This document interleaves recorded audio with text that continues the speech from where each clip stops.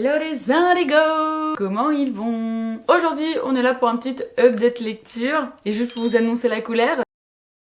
Est-ce que c'est bon pour vous? Donc voilà, je vais juste vous parler des livres que j'ai lus ces derniers temps. C'est parti!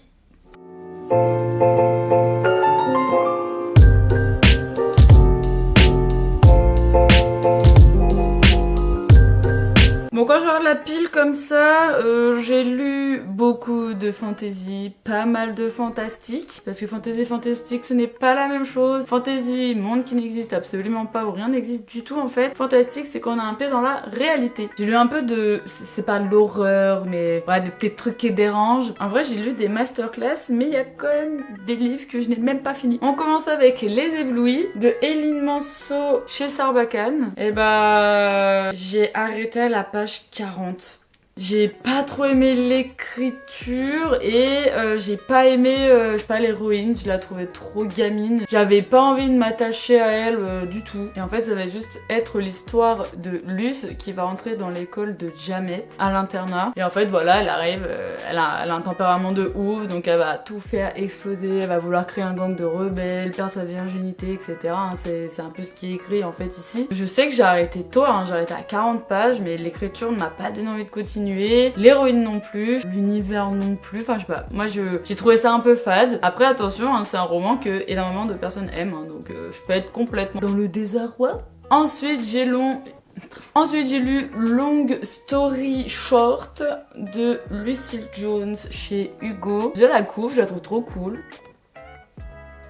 Voilà, ça m'a donné envie. C'est marrant parce que c'est une cliente qui est devenue une amie à qui j'ai conseillé ce livre. Et en fait, vu qu'elle part au Canada, mon plus grand regret, elle me l'a offert pour s'en débarrasser entre guillemets, mais aussi pour me faire plaisir parce que je voulais le lire. J'avoue que je me suis arrêtée à la page 194 sur 300. Ce qui est débile, aussi, il manque 100 pages et je l'ai terminé. Je pense que je le terminerai. C'est juste que je me suis arrêtée parce que j'étais plus du tout dans le mood. J'ai eu un moment dans ma vie où j'avais pas du tout envie de lire de la romance. Et là, c'est cette histoire de Tilly qui a qu'une envie, c'est de devenir autrice, et en fait elle va rentrer dans une université. Elle va rencontrer un prof voilà, qui est bah disons la mouche là, qui est assez impitoyable, pas hyper cool. Et en fait son prof c'est un auteur de romance, donc ça j'ai trouvé vraiment intéressant parce que voilà, là c'est un mec qui écrit de la romance. En plus de ça c'est aussi mine de rien un livre qui prône l'importance de la romance en fait dans les livres, que ce n'est pas une sous-catégorie, c'est une catégorie parmi les autres. Et ce que j'ai beaucoup aimé c'est que Tilly et Finn ils ont vraiment un gros caractère bien énervé pour le coup, et que voilà c'est deux personnes qui sont pas du tout faciles à apprivoiser, donc voilà il y a cette il y a cet amour pour la romance, voilà, c'est vraiment un bon livre, c'est une bonne romance, n'hésitez pas à aller le lire. Ensuite, j'ai lu le tome 3 de The Summer Hikaru Died. J'arrive pas à lire, ça me saoule. De cette très belle collection, voilà, j'adore. Franchement, Pika, ils ont fait un taf trop beau. Après, de toute façon, j'imagine que les couves japonaises sont pareilles. De Mokumokuren. J'en parle parce que même si dans cette vidéo, je vais pas vous citer tout ce que j'ai lu en librairie, etc., j'ai surtout envie de vous présenter des livres dont j'ai vraiment envie de vous donner mon avis. Ce manga est encore sous-coté, voilà, encore aujourd'hui, et ça m'énerve parce que c'est vraiment une œuvre d'art. Les dessins, c'est tellement slice of life, sentimentaux, épurés, voilà, c'est tout ce que j'aime, mais alors que le sujet il est vraiment glauque en fait, c'est un peu, c'est pas de l'horreur psychologique, mais c'est dérangeant. Et là on va suivre l'histoire de Yoshiki qui a perdu son meilleur ami, voilà, qui a disparu. Et en fait au bout d'un certain temps, Hikaru, donc son meilleur ami, va revenir. Et imaginez que votre meilleur ami, vous la retrouvez ou vous le retrouvez. Physiquement c'est cette personne, mais mentalement, dans son comportement, dans son caractère, vous sentez que c'est pas du tout cette personne. Bah vraiment, ça vous crée un malaise monstrueux. Et du coup il y a une sorte d'amitié étrange du coup qui va devoir se recréer entre ces deux personnes, et c'est un banger. Foncez le lire. Ensuite, ma plus belle surprise du mois de mars ou avril, mars, il me semble que mars, ça passe super vite. La brume et les flammes de Laura Collins chez Alterville. J'adore ça. Alors ça, je l'avais emprunté, parce qu'il y a plein de livres que j'emprunte à la librairie. Je lis 30-40 pages, allez 50, comme ça je sais de quoi ça parle. Sauf que des fois, il m'arrive bien évidemment de craquer, d'acheter le livre parce que j'ai trop kiffé le début, de trop vouloir savoir la suite. Et c'est ce qui m'est arrivé avec La brume et les larmes. Et c'est ce livre d'ailleurs qui m'a fait stopper ma lecture de Fourth Wing. J'adore, c'est super bien écrit, ça se voit que Laura Collins c'est enseignante. Oh là là, c'est divin, j'adore. Je suis tombée amoureuse de Shane, voilà, y a quoi? De toute façon, je tombe amoureuse de tout le monde. Donc là, ça va être l'histoire de Hazel qui est héritière de Lorkhan, un royaume qui vient d'un empire assez unique. En effet, ce monde-là est envahi de brume et en fait, cette brume empêche d'autres espèces d'utiliser leur pouvoir, dont les loups-garous et les feuilles. Et maintenant qu'ils ne peuvent plus utiliser leur pouvoir, l'humain peut vivre et l'humain... Waouh, j'arrive plus à parler! Et l'humain a créé 3 royaumes, les uns côté des autres, et bien évidemment, vu que nous sommes hyper intelligents, nous sommes pas potes, voilà. Et le truc, c'est que pour que cette brume reste, les filles des reines de chaque royaume doivent se marier pour faire persister cette bénédiction du coup pour les humains, afin que la reine rejoigne la déesse des brumes. Donc voilà, et bien évidemment, Hazel va avoir du mal à trouver l'homme qui va devoir partager sa vie. En plus, elle trouve ça complètement injuste que cette bénédiction, qui est à ses yeux une malédiction, existe. Ça va être toute cette quête. J'adore vraiment, l'univers évolue trop bien. Ça sera en seulement 2 tomes et j'ai trop envie de lire la suite. Là, c'est pas possible, j'en peux plus, je suis comme une dingue. Ensuite, j'ai lu Witch and God de Liv Stone aux éditions Ito. L'univers est vraiment cool, mais je pense que je me lasse en ce moment de tout ce qui est dieux et déesses. À part si c'est des dieux et déesses hyper énervés, hyper violents, voraces. Pas j'ai envie de ça, mais là, je me suis arrêtée à la page 306. Et j'ai vraiment passé un bon moment, mais en fait, ces histoires d'amour avec les dieux, je suis lassée en ce moment. Mais c'est quand même un très bon livre. Et il y a 3 tomes en tout. Et voilà, c'était vraiment à contre-cœur que j'ai stoppé cette lecture, mais voilà, j'en avais marre de lire des histoires d'amour comme ça, avec des dieux, machin. Donc là, ça va être l'histoire de Ella qui vient d'un clan de sorcières, voilà, même un monde de sorcières, hein. Sauf que cette-ci n'a pas développé de pouvoir, elle n'a pas de don. Et en fait, les sorcières et les dieux sont en guerre depuis hyper longtemps, au point qu'il n'y a plus d'Olympe. Les dieux n'ont plus accès à leur royaume, depuis que eux ont tué la déesse des sorcières. Et donc, traité de paix va se faire et ça va être la sœur d'Ella qui va être sélectionnée pour se marier avec un dieu et pouvoir réunir les 2 royaumes. Et ce que ça va être le dieu Deimos en fait qui va être l'époux, et le dieu Deimos c'est le dieu de la terreur. Et du coup Ella qui refuse strictement que sa sœur vive ça, elle va en fait devenir la potentielle future épouse de Deimos. Donc voilà, l'univers est très cool, il est contemporain, on navigue entre plusieurs mondes et ça c'est vraiment cool. Après voilà, il faut vraiment être dans une humeur de romance pure, à la Hadès et Perséphone par exemple. Et encore je trouve ça plus doux que Hadès et Perséphone. Donc voilà, ça mérite vraiment d'être lu. Ensuite, je voulais vous parler du dernier tome de Boys Abyss. Voilà, donc c'est pas le dernier tome, mais le dernier qui est sorti. C'est chez Kana et c'est par Minenami Rio. Oh, ce tome, il m'a... Oh là là, j'ai limite eu envie de vomir tellement que j'ai trouvé ça émotionnellement fort et juste. J'ai trouvé que c'était fou. Je vais pas vous spoiler parce que je pense qu'il y a la plupart d'entre vous qui n'est pas au tome 9. Voilà, on est déjà au tome 9. Mais j'ai juste envie de vous inciter à lire Boys Abyss, sachant qu'il faut être en bon état mental pour le lire. En fait, Boys Abyss, ça va être l'histoire de Reiji qui vit dans sa campagne profonde. On découvre ce qu'est une campagne japonaise avec tous ses mœurs, ses responsabilités, ses honneurs, etc. Et en fait, tout ça les enferme, hein. Tous les personnages les enferment dans un mindset horrible qui fait qu'ils doivent se dépersonnaliser chacun. Enfin, vraiment, c'est hyper dur. Clairement, ça explique pourquoi il y a autant de japonais qui se suivent. Et Reiji, en fait, c'est quelqu'un de trop gentil qui subit le malheur de tout le monde, voilà. Franchement, c'est une dinguerie. Moi, je pense que c'est un de mes mangas préférés. À chaque fois que je lis un tome, je suis trop à fond. Y a rien qui existe autour de moi, vraiment, à 1000%. Pareil, c'est pas de l'horreur psychologique, hein, mais ça dénonce, voilà, c'est un slice of life très très sombre. Faut voir ça avec Boys Abyss parce que c'est vraiment une dinguerie. Ensuite, et je suis beaucoup trop contente d'avoir enfin lu ce chef-d'œuvre, j'ai lu L'autre monde de Maxime Chatham dans la collection Wiz de chez Albin Michel. Je suis trop contente parce qu'il existe depuis super longtemps, hein. Il a commencé à l'écrire au début des années 2000 et on m'a toujours dit Lucie, tu kifferais, tu serais trop fan et tout. Et franchement, bah ouais, je suis amoureuse, c'est incroyable. La plume de Chatham, elle va droit au but et elle te met des images de ouf dans ta tête. C'est vraiment trop trop bien. Et ça va être l'histoire de Matt. Ses parents sont en train de divorcer, il vit à New York, c'est Noël, etc. Et c'est qu'il va se passer quelque chose de surnaturel qui fait que les adultes vont disparaître et il va y avoir des choses étranges étranges qui vont émerger de tout ça. Clairement, il y aura que des enfants, enfin que des adolescents, enfants, qui vont devoir survivre à ce nouveau monde, d'où l'autre monde. Et waouh, mais c'est tellement bien écrit, le suspense il est fou, il est là, et puis il y a vraiment l'aventure aussi. Matt il évolue trop bien, j'adore son meilleur ami, j'adore les personnes qu'il va rencontrer aussi. C'est vraiment tous les personnages, on tient à eux, on les aime, je suis comme une dingue. Et puis je trouve les couves trop belles. Il y a d'ailleurs le tome 2 qui est également disponible, et il me semble que dans 3 mois, ou vers la fin d'année, la suite va arriver. Et voilà, c'est une dinguerie, j'ai envie de tout savoir, j'ai envie de... limite j'ai envie d'être Matt, voilà, bon c'est peut-être un peu glauque, mais j'ai trop envie de me retrouver dans ce monde-là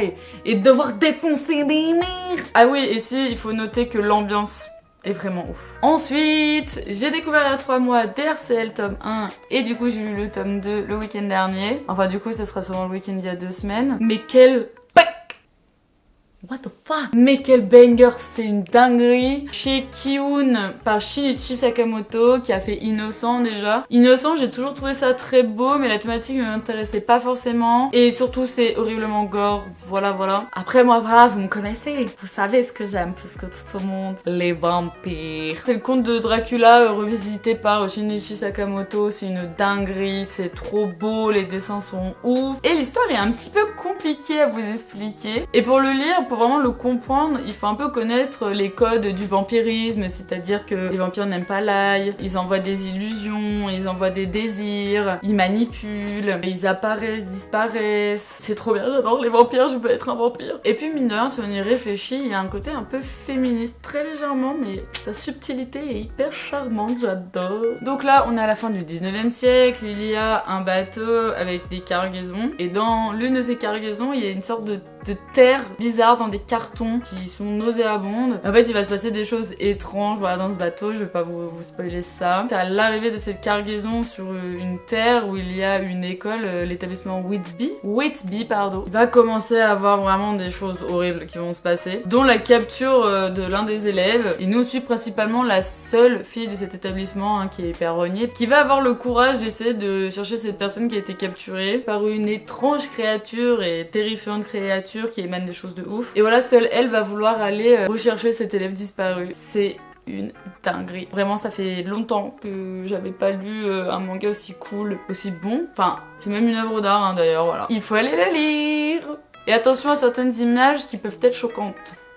Ensuite, je pense que c'est mon plus gros coup de cœur pour l'instant. Je pensais que ça allait être Full Swing, mais pour moi ce livre a dépassé Full Swing. Supernova de Alex Ménéglier aux éditions Robert Laffont. Alors j'ai eu de la chance déjà de la rencontrer, voilà. J'avais lu le synopsis, je me suis dit oh ça promet, franchement ça a l'air d'être une dinguerie. Parce qu'en gros il est dans une académie avec des élèves qui doivent développer leur pouvoir, et en fait leur pouvoir est lié à leur signe astral. Donc j'ai trouvé ça trop cool. Donc, par exemple les béliers sont dotés d'hyper vitesse, les gémeaux peuvent créer des clones, enfin c'est vraiment trop cool. Et du coup je l'ai fini, je l'ai dévoré comme ça là.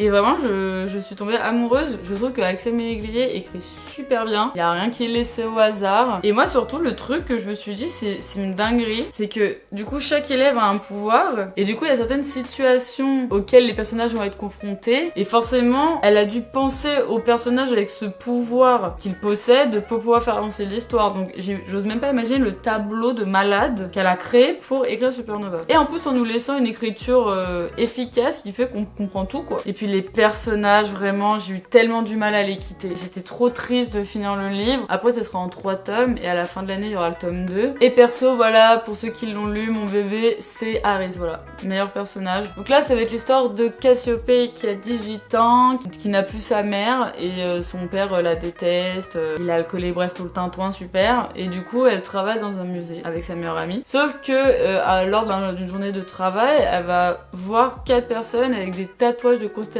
sur eux. Elle va les suivre par curiosité. Et en fait, ça va lui donner accès au monde des constellationnistes. Monde où, en gros, on peut utiliser des pouvoirs liés à notre signe astral. Elle va rentrer dans cette école. On va découvrir des trucs de fou, des secrets qui sont là depuis toujours. Il y a vraiment aussi une quête identitaire sur Cassiopée qui est l'héroïne, qui est incroyable, qui nous rend complètement addicts. Et voilà, franchement, je suis trop fan. C'est très inspiré d'Harry Potter. Tout ça avec l'univers et l'amour de l'écriture de Axel, quoi. Foncez à 1000% parce que c'est vraiment une œuvre d'art. Moi, c'est vraiment mon coup de cœur de cette année et pour moi, elle mérite d'être connue par le monde entier.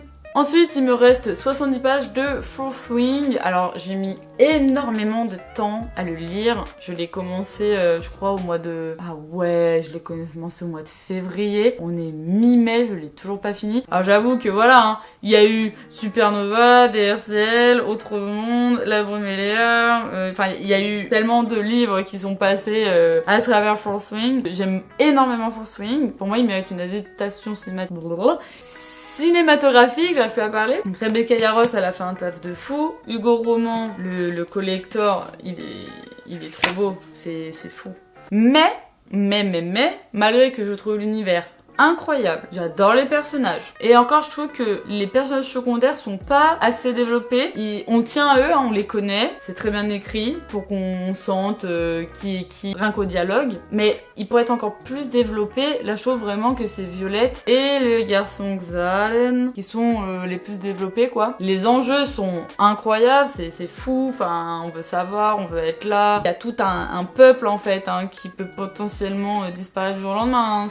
C'est génial. Mais la chose un peu que j'ai à dire, c'est que c'est un peu la métaphore que j'ai trouvée pour Fourth Wing, c'est que c'est comme si t'étais à trottinette, tu kiffes faire de la trottinette, tu kiffes rouler, t'as vraiment envie d'aller dans cet endroit, mais qu'il y avait un peu des graviers sur la route. C'est-à-dire que l'écriture, je la trouve un peu maladroite sur certaines choses. Par exemple, on va être dans un dialogue, il va y avoir un dénouement, on va être face à un nouvel événement, on va avoir un dialogue, et après, elle va hyper détailler ce que ressent ou des tout petits détails. Et en fait, moi j'aime bien les petits détails en soi, mais ça nous empêche d'avancer, je trouve, correctement. Voilà, c'est pas fluide. Je trouve ça pas fluide. Mais on a quand même envie de finir ce livre parce que l'histoire est ouf. Tout est ouf en fait, hein. C'est vraiment juste ça, moi, qui me ralentit un peu. Donc là, ça va être l'histoire de Violette qui vit dans un monde où il y a le cadran des cavaliers. Et le cadran des cavaliers, le but est de former des draconniers et draconnières. Voilà, un peu comme des soldats de l'armée pour défendre le peuple. Et en fait, Violette, elle voulait être scribe. Elle voulait être dans le cadran des scribes, donc écrire l'histoire, se charger voilà des livres, des manuscrits, etc. Et sauf que sa mère, qui est capitaine et enfin qui est une des plus grandes draconnières du peuple, bah en fait l'a forcée à aller dans ce cadran-là, malgré qu'elle soit extrêmement faible en fait, hein, physiquement. Donc c'est un peu une mission et en fait on va voir toute l'évolution de Violette. Elle va rencontrer des personnes, elle va voir aussi des complots, des choses qu'elle ne comprend pas forcément en vue de sa propre société, et ça c'est génial. Les personnages sont très cool aussi. Et Xaden. Xaden, je suis tombée complètement amoureuse de lui. Je suis in love de Xaden. Vraiment, c'est l'amour de ma vie, ce mec. C'est vraiment super bien, c'est une bonne romantésie, mais c'est pas ce qui prime, c'est vraiment tout ce qui se passe dans ce monde horrible, voilà, qu'est l'univers de Fourth Wing. Ensuite, j'ai lu une nouveauté de chez Kurokawa, et merci à eux, vraiment, c'est une dinguerie, j'ai pris ma claque, je pensais pas que ça allait être aussi bien. She's Beautiful, scénarisé par Jun Esaka et dessiné par Takaide Totsuno. C'est une dinguerie, je suis trop fan, je veux tous les tomes, j'adore. Franchement, vu comme ça, là, ça me donnait pas hyper envie. Mais l'histoire est ouf. Et je pense que ça faisait des mois et des mois que un manga n'avait pas autant été un page turner pour moi, vraiment, je l'ai dévoré, je l'ai lu sur le Read With Me, j'étais comme une dingue. Donc là, ça va être l'histoire de l'enclos, voilà, c'est un lieu mystérieux où des jeunes personnes, des jeunes filles sont enfermées, étudient, que ce soit l'art, la science, etc.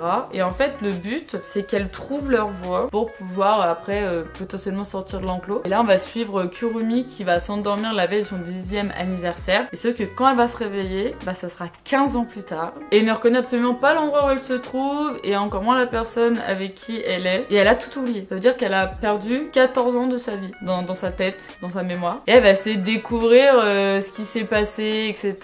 Et waouh, mais l'intrigue, elle est ouf, c'est vraiment trop bien écrit, les dessins sont hyper expressifs. Là, vraiment, si vous allez sur quelque chose qui est un peu dérangeant, mais qui est un peu obsédant en fait, hein, parce qu'on veut savoir. Franchement, il faut lire She's Beautiful. L'héroïne Kurumi, elle est super bien écrite, j'adore. Et vraiment, petite mention spéciale pour le deuxième personnage de l'histoire, dont je suis mais complètement fan.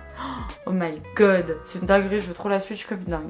Ensuite, je le mentionne parce que même si tout le monde connaît maintenant ce manga, mais ce tome était ouf. J'ai lu le tome 11 d'Oshinoko. Donc déjà, Kana, mon perso préféré, bah merci pour cette jaquette collector, voilà, merci Kurokawa. Donc par Aka Akasaka et Mengo Yokohari, ce tome, le tome 11 de Shinoko, Oshinoko. Pour moi, c'est le dénouement de la suite en fait de l'histoire. J'ai pris une claque de fou. Et en fait, à chaque fois, Oshinoko, j'ai peur d'être déçue. Et en fait, non. Les paliers font que d'augmenter. On fait que de monter l'escalier de plus en plus proche de la réalité. Et franchement, voilà, ce tome, un banger. J'ai pris une claque de fou. Donc, continuez à lire Oshinoko. Hein, c'est toujours une dinguerie. Donc, Oshinoko, ça va être l'histoire d'un obstétricien qui est hyper fan de K-pop. Et en fait, un jour, l'une de ses clientes sera vraiment l'idole qu'il aime le plus. Et en fait, suite à cette rencontre, tout va être bouleversé, des choses extraordinaires vont se passer, vont nous propulser dans une aventure inoubliable. Les personnages sont tous fous, l'univers est fou, le dessin est fou. Enfin, vraiment, Aka Akasaka et Menko Yokohari, je trouve que c'est l'un des meilleurs duos que l'univers manga n'a jamais eu. Je suis obligée de vous dire peu en synopsis parce que franchement, dès le tome 1, ça attaque. Et pour finir, je vais juste vous présenter ce que je suis en train de lire, qui est un banger, Glace, de Stacy McEwan chez Olympe. Je m'attendais à un truc un peu gentillet, pas du tout. Enfin, en tout cas, j'en suis qu'au début, hein, j'en suis qu'à la page 40. Mais c'est d'une cruauté. Mais d'une cruauté, que ça soit l'héroïne, que ça soit l'univers.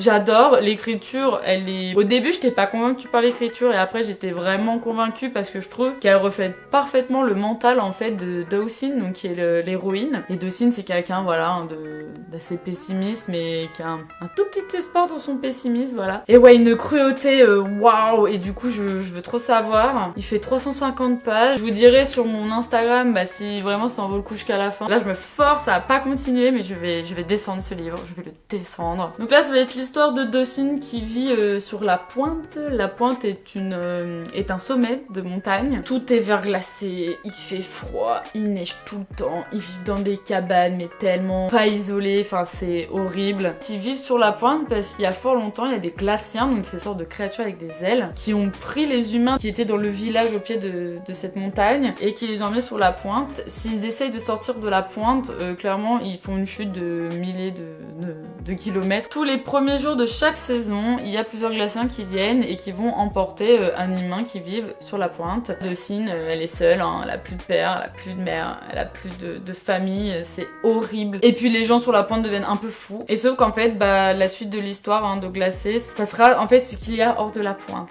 Et je suis trop fan. Et je sens que je vais tellement être fan que pareil, je vais vouloir une adaptation au cinéma parce que ça a l'air assez fou. Ça voilà, c'est la version SP. Mais la version commerciale, hein, la glace brille et tout, enfin c'est vraiment un beau livre. Donc si vous voulez un petit peu une histoire cruelle, dystopique, hein, j'ai l'impression, là où j'en suis, qui laisse rien au hasard, il n'y a pas de facilité, hein, juste survivre à ce monde-là. Il faut foncer avec Glace parce que vraiment, je pense qu'il a un excellent potentiel. Donc voilà, toute cette magnifique pile de livres que j'ai lus et que, il y a 2 livres que je suis en train de finir. J'espère que, voilà, je vous ai donné envie sur des romans, vraiment, il y a tellement de bangers. Je vous jure, c'est horrible de travailler en librairie parce que tout ce qui a l'air trop bien, j'ai envie de le lire. Je pense à notamment Divine Rivalité, là, que je meurs envie de lire. Mais il faut que je finisse Four Swings, il faut que je finisse Glace. Pareil, je viens d'acheter un autre livre. Enfin, oh là là, mais c'est fou, c'est fou. N'hésitez pas à mettre en commentaire ce que vous avez lu, s'il y a des livres qui vont nous donner envie. Franchement, ça me ferait trop plaisir. N'hésitez pas à me suivre aussi sur le